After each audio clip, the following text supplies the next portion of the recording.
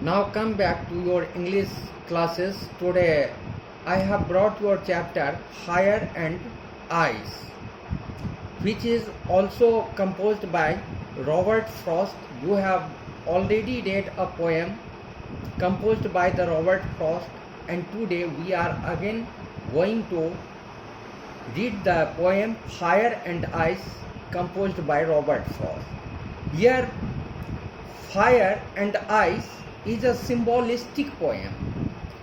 Here fire symbolizes our desire, human's desire, and the ice symbolizes human's hatred. Through this poem, the poet wants to tell us that the world will end someday, and there may be two reasons behind it. According to some persons, according to some scientists, the world will end with desire, while according to some other scientists, this world will end with hatred. कुछ लोगों की मान्यता है कि यह संसार जो है, विश्व जो है, वह लोगों की इच्छा माने लोगों के अंदर की जो इच्छाएं हैं वह इतना ज़्यादा विकसित हो जाएगा जिस वजह से कि वह वर्ल्ड नष्ट हो जाएगा। और दूसरा हैट्रेड यानी नफ़रत जो हमारे अंदर में जो होता है, अगर वह नफ़रत ही बहुत ज़्यादा फैल जाता है तो वह भी उसे आइस की तरह धीरे धीरे सही लेकिन उसे नष्ट कर सकता है। और डिजायर यानी एंगर, डिजायर के अंदर जैसे एंगर होता है तो वह फायर जिसको हम कहते हैं, तो फायर काफ़ी तेज़ी से फैलता है, आग काफ़ी तेज़ी से फैलता है और वो तुरंत नष्ट कर देता है। और आइस थोड़ा धीरे से लेकिन वह भी नाशवान होता है, वह भी इस वर्ल्ड को नाश करने में काफ़ी सक्षम साबित हो सकता है। Now come to the poem. Some say the world will end in fire. Some say the world will end in fire. कुछ लोगों की मान्यता है कि यह संसार जो है वह फायर के द्वारा अंत हो जाएगा। लोगों की इच्छाएं इतनी ज़्यादा बढ़ जाएगी, उसका डिज़ायर इतना ज़्यादा बढ़ जाएगा जो उसे नष्ट कर देगा। एंड सम से इन आइस। और कुछ लोगों की मान्यता है कि यह आइस जो है वह आइस की तरह उसको नष्ट कर देगा। तो from what I have tested of desire I hold with those who favour fire. तो अब कवि का कहना है कि वे जो लोग फायर के फेवर में बात करते हैं, कवि उनका साथ देते हैं।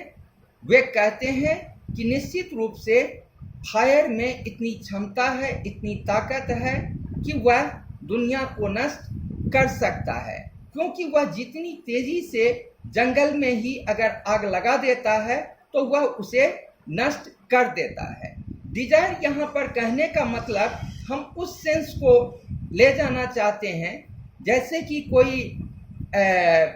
हम हिटलर का ही एग्जाम्पल ले लें अपने हिस्ट्री से कि हिटलर को क्या था कि वह एक अपना पावर स्थापित करना चाहता था, उसे पावर की डिजायर थी और इस वजह से वह अनगिनत लोगों को नष्ट कर दिया था।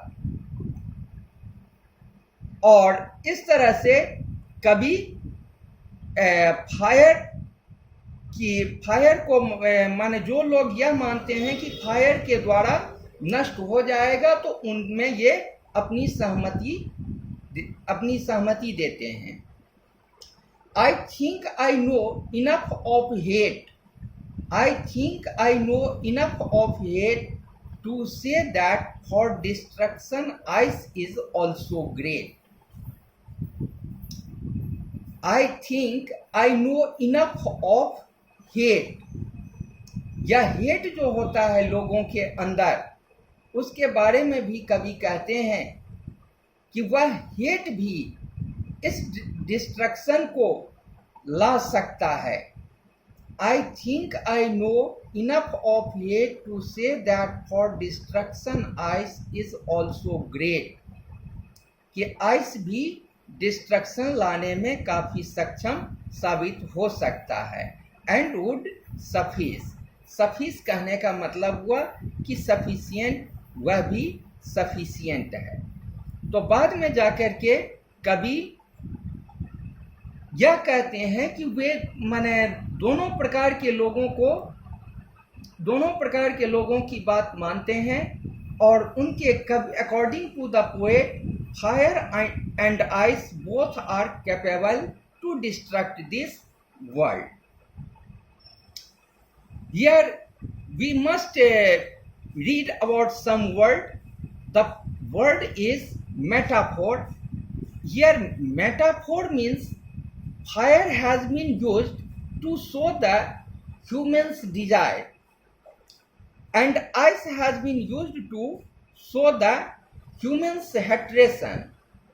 This is called the metaphor. Here the word anaphora or anaphorum is, here you are looking here some and say. Some say, here s and s. When two words starting with a same letter is known as the anaphora. And Enjambment means repeated form. Even in the first line it has been written कि some say the world will end in fire, and even in another line some say in ice. So here it has been repeated twice. So this is called the enjambment. Here you must read some word. Perish means die, and suffice means be sufficient. Thank you.